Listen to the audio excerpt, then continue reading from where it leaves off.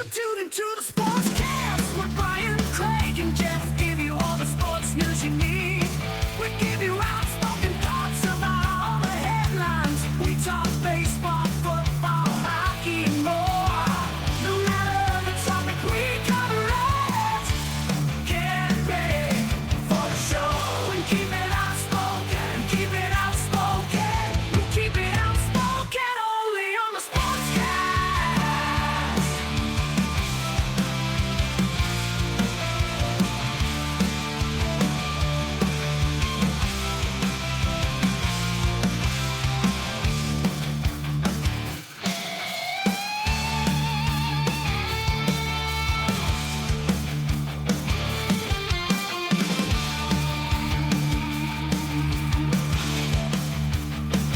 Tune into the Sportscast with Brian, Craig, and Jeff. Give you all the sports news you need.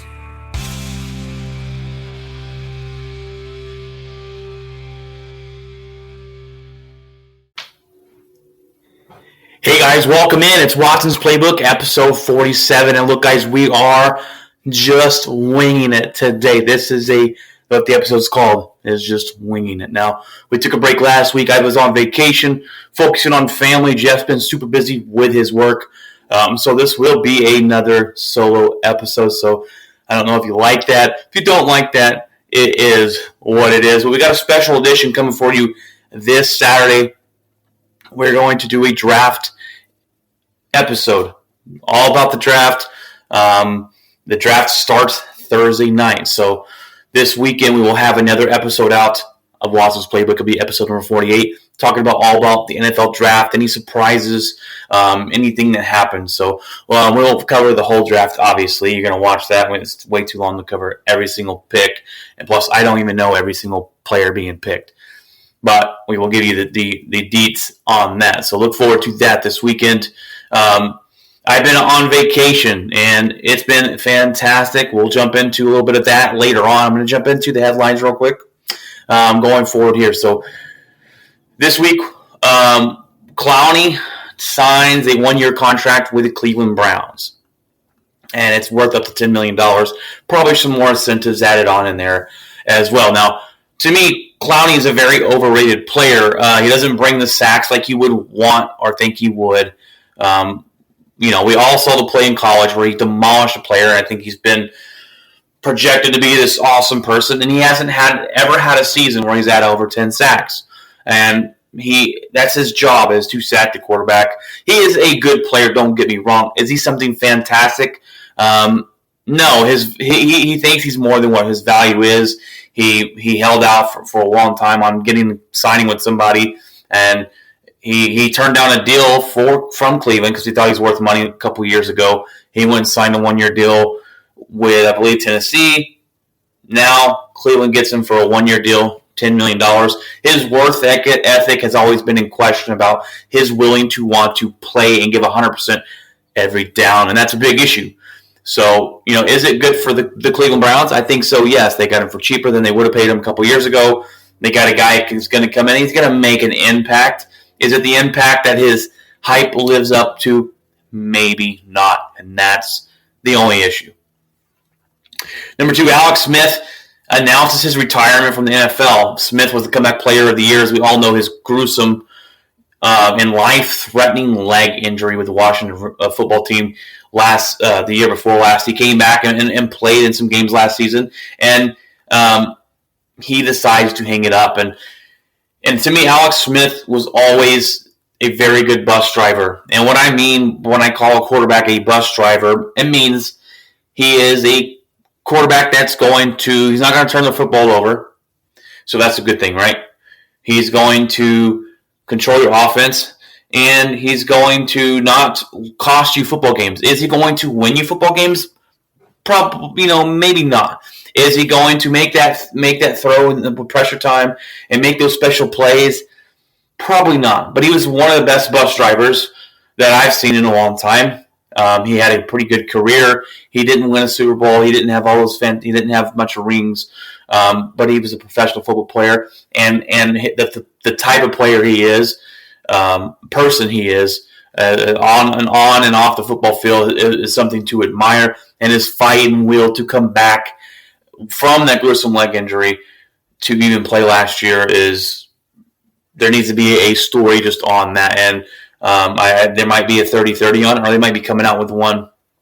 But kudos to Alex Smith and his career. And I thought this might happen with him retiring at the end of the season because of the fact that maybe he just wanted to prove to himself that he could play another year. I thought maybe he might go be a backup this season if he didn't retire, but he ends up hanging it up and go spend time with that wonderful family you got, Alex, and congratulations on your career in the NFL. Aaron Donald, number 3 here. Aaron Donald accused of assaulting a person outside of a nightclub. We saw the story pop up, and I said, Aaron Donald, are you kidding me? This isn't, Aaron Donald's a beast of a human being, and he's the last person you would ever want to pick a fight with. But you don't ever see this from him. You don't ever see him going out and getting bar fights and having that crazy back history, at least not to my knowledge. So it seemed a little weird. The accuser just pops up. You see his face, his eyes swollen shut and bruised and purple and swollen. And the accuser eventually comes out and apologizes and says he mistook Aaron Donald as the perpetrator that night that assaulted and beat him up. Video evidence shows that Aaron Donald actually was trying to break up the fight, and he said he was there to help the guy and get people off of him. So I don't really know. No one knows except Aaron Donald and the people that were there, right? But I don't know if this is something where the accuser decided to press charges on Aaron Donald because he has money and could probably pay him a lot of money just to end this whole thing. But then I guess maybe video comes out, and that's the shady part where the video comes out, and he kind of says, "My bad. I'm so sorry." So we don't know. It looks like it's going to be a nothing story, and probably nothing. No fines, no missed games, no any of that. So when it first came out, it looked very bad. But I haven't seen this behavior from Aaron Donald in the news, and neither have you, unless I'm missing something. Number 4, Steelers extend Mike Tomlin's contract to 3 more years with the Steelers. He's been one heck of a coach there in Pittsburgh. He started there in 2007, started head coaching there. I believe he was a defensive assistant in 2006. He started head coaching in 2007, and he's been their coach ever since. He's been to 2 Super Bowls. He's won 1. He's been the coach of them for going on 13, 14 years now. He's been to 9 playoff runs, multiple division titles. He's had a very successful starting head coach job in this league. It was very, very smart to continue that. He's very well respected. And here's one thing that if you're really on the fence, other than the things I just named you about Mike Tomlin being a really good head coach, he had Antonio Brown and Le'Veon Bell on one team and was able to control them. And Antonio Brown and Le'Veon Bell left the Steelers, and they went crazy nutso. So that is something to be proud of, if not all the other greatness that he's brought to the Pittsburgh Steelers and their organization. Number 5, Dwayne Wade buys stake in the Utah Jazz ownership. Now, I don't know why he did this. I don't know what he plans to do. It's pretty interesting, when you think of the Utah Jazz, and they've been really, really good this year. And with that being said, I don't think of them as a threat because they never get the job done in the playoffs, right? That's the Jazz's MO, is they can never get over that hump. That's the Aaron Rodgers effect, is they can't ever get over that hump. So maybe Dwayne Wade sees that and sees some potential in this team, and he wants to have some say in how this organization goes forward with its players. Maybe he likes Donovan Mitchell, Rudy Gobert. I don't know. But it is interesting, and that's why it is on the headlines. Another headline that popped up this week is Lemarcus Aldrige retires from the NBA after finding out he has a heart condition. First of all, I want to say that this is very bad news, sad news. You don't ever want to have a player's career cut shorter than they wanted to play because of a condition, a health issue, an injury, or death, or whatever it may be, right? That's not a very good thing. So feel bad for Lemarcus Aldrige. He's 35 years old, and he was just recently picked up by the Brooklyn Nets, a super team, to help with a title contention down the league. He averaged about 14 points a game. Still, he could have been a I can't talk today. He could have been a big body in the paint for them, but he decides to hang it up, and he's had a pretty good career. Maybe he makes the Hall of Fame. I don't know his actual numbers. I just remember him being a name. He would play with the Trailblazers, and a pretty good basketball player. There's a lot of team players that get in the Hall of Fame in basketball, so maybe that's why I brought that Hall of Fame up. But we'll see where it goes from here. They never won a championship, but congratulations on your career, Lemarcus Aldrige. Sorry that it got cut shorter. I don't know if you plan on retiring after the end of this year. 35's getting up there, so he was able to play a long career. All right, I got a little bit of a MLB update for you, and some shockers so far as the Boston Red Sox have been on a roll as of late. They are 11-6. That's surprising. I didn't think this team was going to be very good. And look, I know all this is super early to be sitting here and saying teams are great and teams are bad and blah, blah, blah. It's really early in the baseball season. I get that. But these are my what I've noticed looking at the standings. The Yankees have the worst record in the major league. Very surprising to me with the talent they have on the team. The bats they have, especially the offense they can project when healthy with Judge and Stanton. Their starting pitching has been the question on them, and maybe that's what's caused them to be on a little bit of a slump right now. I do think they will turn it around. It is extremely early. The Dodgers continue to lead the way in the leagues with the league's best record, 13-4, showing you that maybe last year, a lot of people don't want to give them credit for the shortened season championship. I'm going to. A lot of people don't, and they're showing you now, hey, we're 13-4. We're on a roll. We got talent on this team. Maybe they repeat this year and say, hey, we did it again. And that let's all be fair and honest.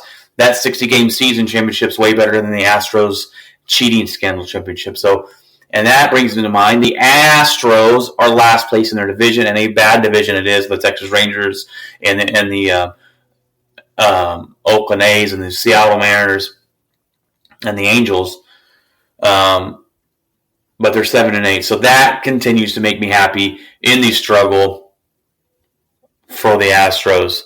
The Astros go out this year. I talk about my displeasure for the Texas Rangers last episode with Casey coming on, and why I've been super frustrated with them as an organization in all. But I want to go to a Ranger game when they're playing Houston, just so I can boo the crap out of Houston.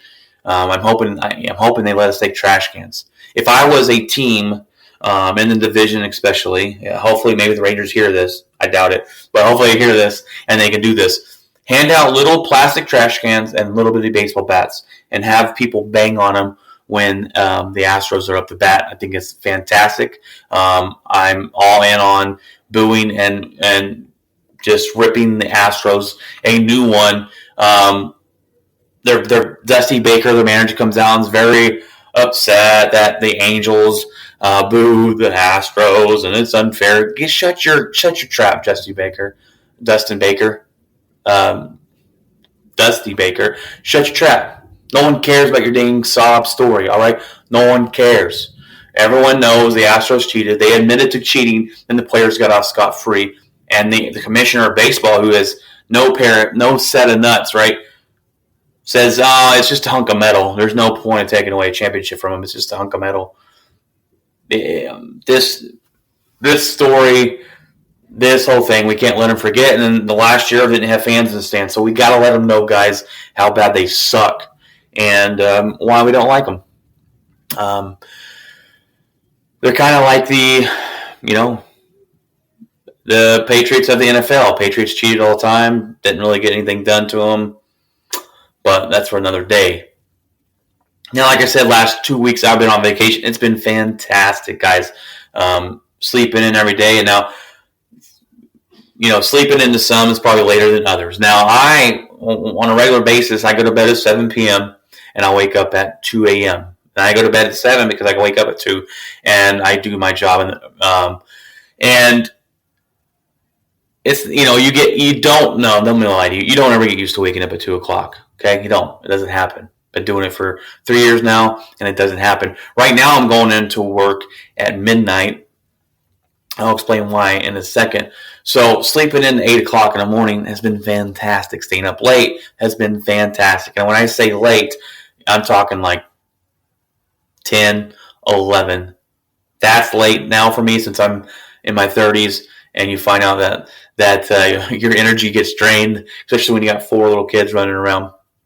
But we were able to just hang out with my family, take the kids to the park, take the kids for a walk, do things with them. We didn't go spend a lot of money on like the zoo and stuff like that, but we started packing for the new house.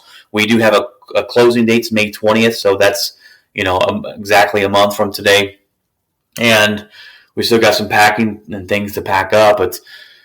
So we're looking forward to that part of it, and actually moving into our new house. So that's been hectic.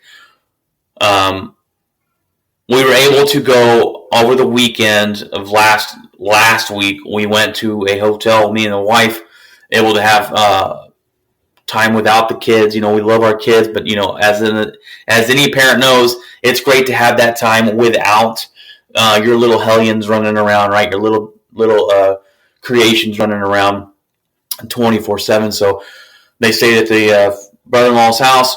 We were able to go and enjoy ourselves, have a good time. We went on a date, went out to Saltgrass. We ate out every meal. It was fantastic. Enjoyed our steak. Me and my wife, when we go on dates, we're pretty simple. We go to a restaurant and we go to a movie. So we went out and saw the movie, what's it called? It's called Nobody. And it's got Ed Oberdink in it from Breaking Bad, who plays Better Call Saul. And it's actually pretty good. Now, it is rated R. It's super funny. It's got a lot of comedy in it as well. And it's just about this. It's about this guy who everyone thinks is a coward. Someone breaks in his house, and he doesn't. He has a chance to beat him up, but he doesn't. And so everyone's kind of like, "Man, Dad, what is going on?" Turns out he used to be what they call an auditor for the FBI and CIA and government and stuff. And he was a guy that they sent to kill other people, and he knows how to beat everyone up. And then he unleashes that, and it's pretty fantastic. It's got the humor in it. It is pretty gory. When I say gory, it looks almost like a Quentin Tarantino film. So expect that, but it is a good watch. I recommend going and seeing it in the movies. I really like Ed's work as Better Call Saul and Breaking Bad, and the TV show Better Call Saul, obviously. So I went to go see that. We had a good time. We really have game night with my brother-in-law. We went to a place. Me and my wife are definitely foodies. We went to a place called Scrumptious Burgers and Pie Shakes. Now, there's only 2 locations in this area, and one's in Forney, which is about an hour and 45-minute drive. We're not doing that. The other one's in Irving. It's a 30-minute drive. That is acceptable. So we went out there and we tried different things. We tried their burgers, and their pie shakes they make homemade pie every day, and then they make shakes. And if you get a pie shake, they take a piece of homemade pie and they blend it together in the shake.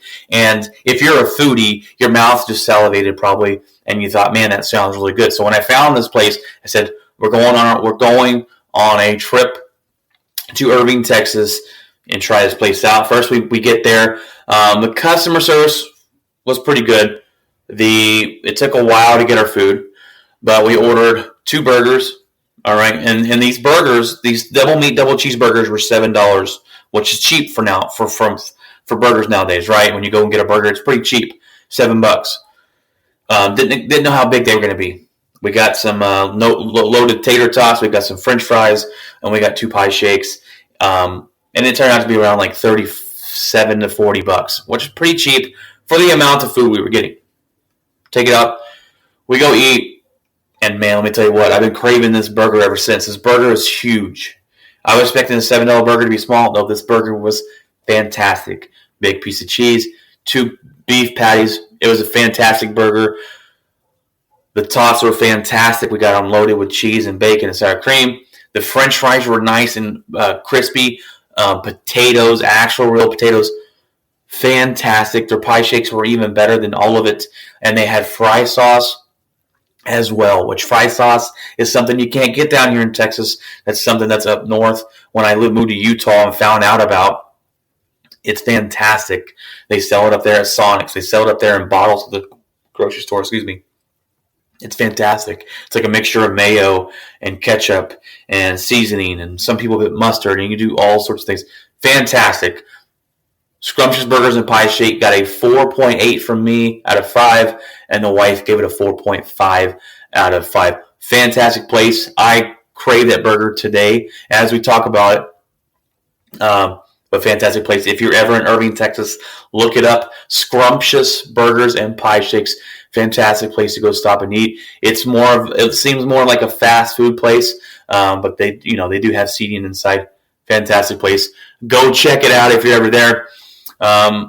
This last weekend, though, we did go to the Living Spaces. They opened one up in Fort Worth, Heritage Trace in North Tarrant Parkway, the Alliance Town Center up there, Presidio area. And it's a fantastic store. We went out to Nebraska Furniture Mart a couple weeks ago. Did not care for it too much. I didn't say I didn't care for it. It was big. They had everything you could buy there. It didn't fit our style. We're not very stylish people. We thought it was maybe too stylish for us. We went to Living Spaces. It's a huge store. It's not as big as Nebraska. Very fantastic customer service. They have easy-to-use app where I can actually go in, log in, and scan their barcodes of each item I liked, and it saves that for me. So I know when I want to go back and either pay for it, shop, or order online. It's all right there in for me. I thought that was fantastic. They can actually make a cart for you online on their app inside the store, so that way you know your total and it stays there. You can change things up. So a lot of things to help out with that. And they have 3 little houses set up inside, different looks and different things. So this is going to be our store. We found a bed. We found the table we want. We found they don't do washers and dryers, appliances like that, but they have everything else you could probably want. Outdoor patio stuff for the house. So fantastic store. If you're looking for furniture, go check it out. Reasonably priced items as well. So go check that out.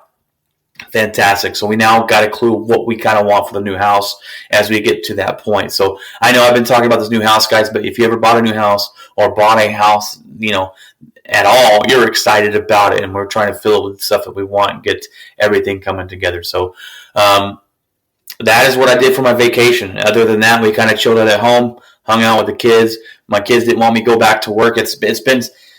I've been stressed out a little bit at work. I've started this new position at work, and I drive trucks for a living. I drive for Waste Connections, and they are a trash company, and I do the front load dumpsters for businesses. So I do the big front load dumpsters, and this week I start my swing driver position, which means I got to learn all our routes, and it's going to take time. I just started this week. I'm on the recycle route right now, learning it from this guy, and Mikey D is what I call him, but he runs a recycle, and I got to ride along with him to try and learn it. So when he goes on, swing drivers basically cover when people go on vacations, I will run that route. If they call in, I'll run that route or something like that. So after I learn the routes, it's going to take about a year. We have about 30 routes, just about, maybe a little more. It's going to be frustrating. It's going to be complicated. It's going to be hard to position, but I believe I am capable of doing it, and it comes with a pay raise and all that good stuff. So that's fantastic. So I've been riding with him this week, and he goes in at midnight, and I got to go in when the driver goes in. And so this week I've been going at midnight, and that's been hard because I don't like working nights, and I don't like it. It sucks. No one likes it. So I've been going to bed at 4, getting up at 11, going in at midnight, and then we usually get off around 10 and 11 in the morning. So, that's not too bad when you get off that early, but when you're going to bed at 4, it's about the same thing. Anywho, but bear with me and bear with us as we try and get on a schedule that works for our podcast going in this early and bear with Jeff not being here. I hope you guys like this episode. It's just a winging it episode. We've got some headlines going on here for you. This Saturday, we will have a draft episode. Now, it might be me solo if Jeff can't jump on, but he said he should be able to make it work. If so, hopefully he is. We can make a little bit longer of an episode since this one's going to be shorter. But I hope you guys have had a fantastic week.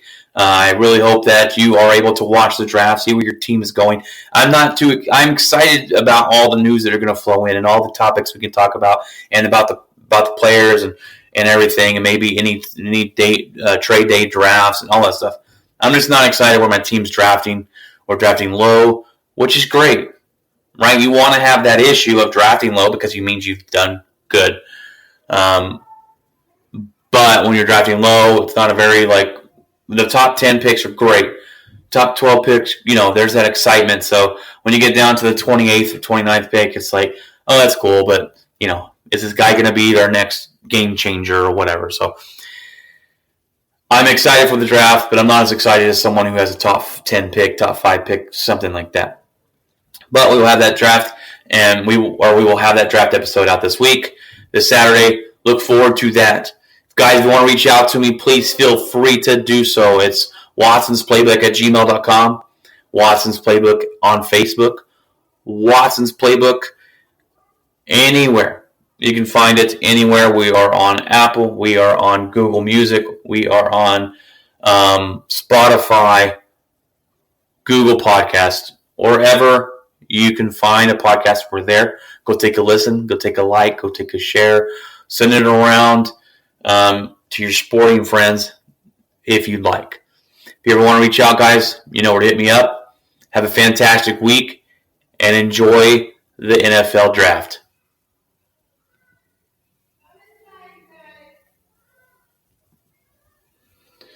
Boom.